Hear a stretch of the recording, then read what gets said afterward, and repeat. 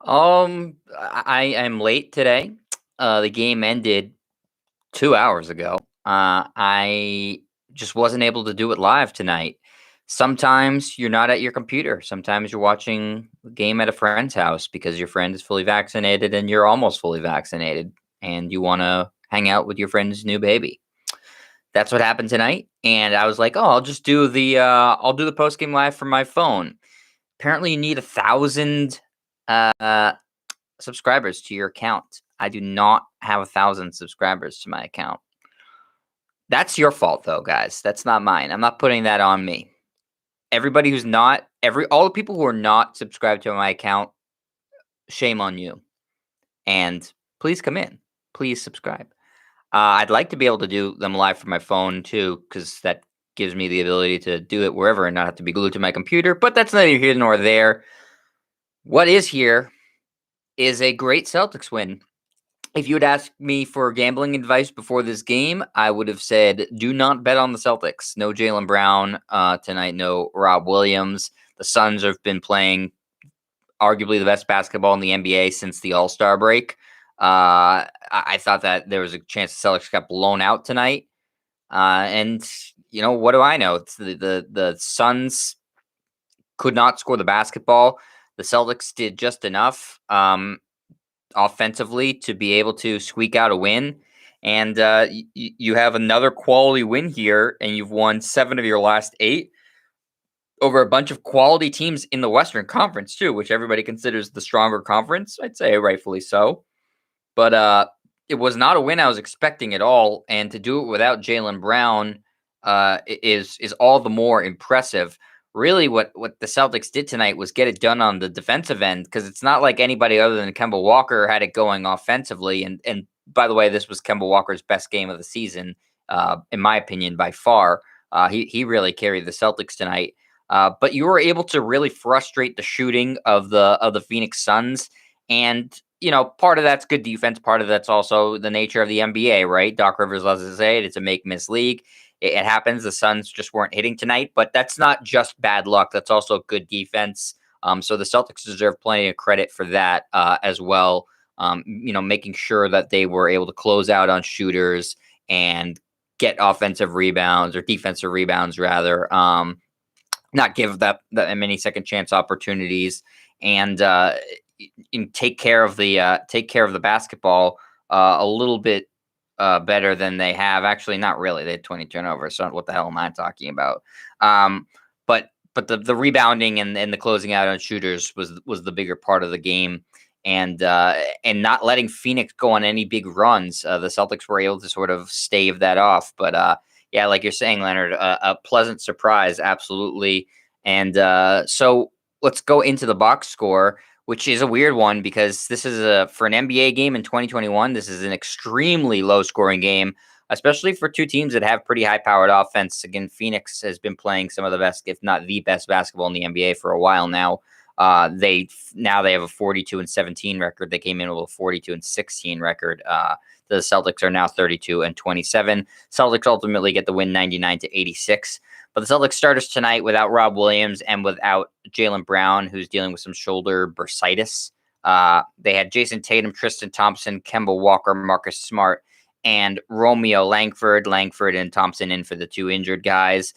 Tatum put up a decent stat line tonight of 15 points, 6 assists, and 11 rebounds. 8 for 8 from the free throw line, which was nice, but the shooting was horrible. That's been the second bad shooting game in a row. Not concerning, but maybe because he was going so bananas the past week, maybe he's overextended himself. And when you shoot like he did tonight, 3 of 17 from the floor, 1 of 8 from 3, I think that fatigue has something to do with that.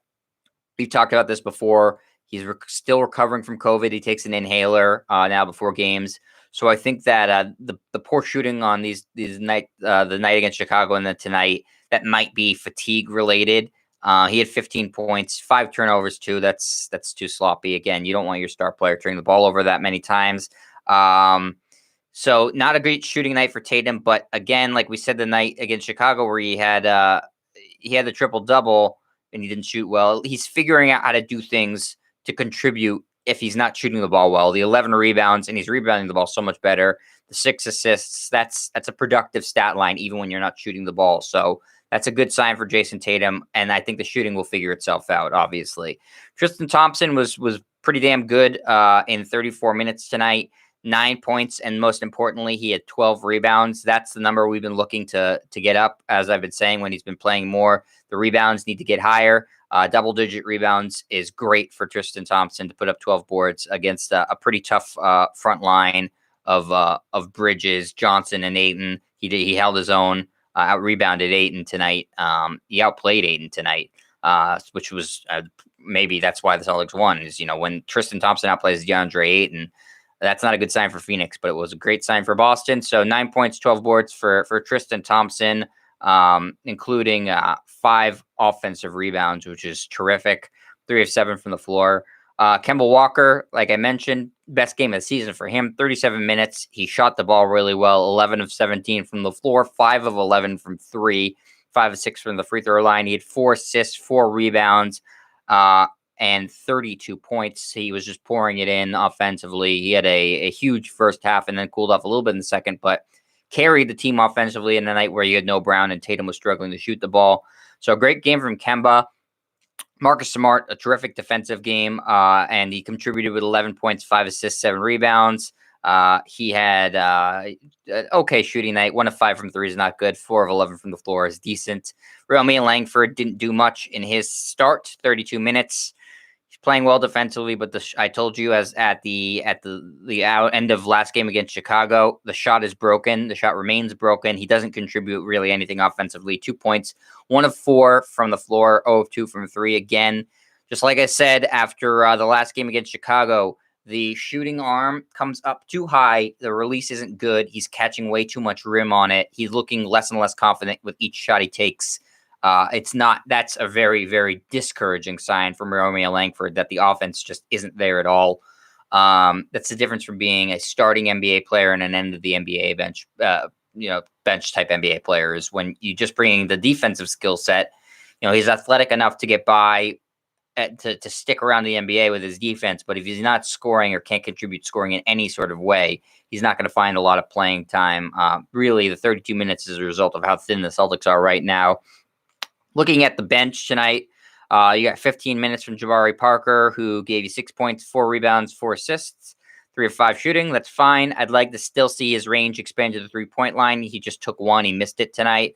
If they can get him to hit 3-pointers reliably, then they really have found something in terms of an offensive weapon off the bench. He's never going to give you defense, but you'll take the points. He's been, without knowing anybody in the team, he's fit in pretty well. Semi Ojeleye, 6 minutes, 3 points. He hit the only shot he took. It was a 3. Grant Williams, 17 minutes, 5 points, 2 steals. Whatever. I'm sick of ragging on Grant Williams. It is what it is at this point. I mean, it is what it is. 9 minutes for Aaron Nesmith, who I liked in his 9 minutes of play. He was 2 of 3 from the floor. They were both threes. They were both swishes. They looked really good. Aaron Nesmith needs to be that knockdown 3-point shooter they drafted him to be. If he is, he's going to play a big role in the team. If he's not long for the NBA. So you'd like to see a player like that build confidence, and a night where he hit 2 of his threes will help with that. And then Peyton Pritchard was pretty good off the bench. 21 minutes, 10 points, 4 rebounds, no assists, odd stat line for a point guard. 2 of 7 from 3, 3 of 8 from the floor. So not great shooting percentage-wise, but you'll take the 10 points he gave you. And that was the Celtics who played tonight. You got a DNP, coach's decision from Cornette, Taco Fall, Tremont Waters, and Carson Edwards. And you get a very, very surprising win again, 99-86 over the Phoenix Suns. That moves you to 32-27. You are in a dead heat with the New York Knicks right now, trying to get that 4 seed, and also the Hawks are right in the mix too. It's a really, really competitive in terms of getting that 4-5 spot and avoiding the play-in and avoiding one of the big 3 in the East. Philly, Brooklyn, Milwaukee. As it stands right now, Boston is in the 6th spot. Atlanta is in the 5 spot because they own the tiebreaker against Boston with the same exact record. And the Knicks are alone right now in that 4 spot. But the Celtics are just a half game behind them. So it should be neck and neck, and the Heat are only a game behind the Celtics. It looks like it's going to be between New York, Atlanta, Miami, and Boston for that spot, the 4-5 seed. Right now, obviously, is not where you want to be if you're the Celtics. 6th seed would be playing Milwaukee. We know the Celtics have struggled with the Milwaukee in the playoffs. That's a first round exit versus if you're playing New York, Atlanta in the first round, you got a pretty good chance of winning that series. And then the second round is what it is. So important for the Celtics to stay winning, and important after a bad loss to Chicago to rebound with a win against a very good team. Maybe that makes the loss against Chicago all the more frustrating.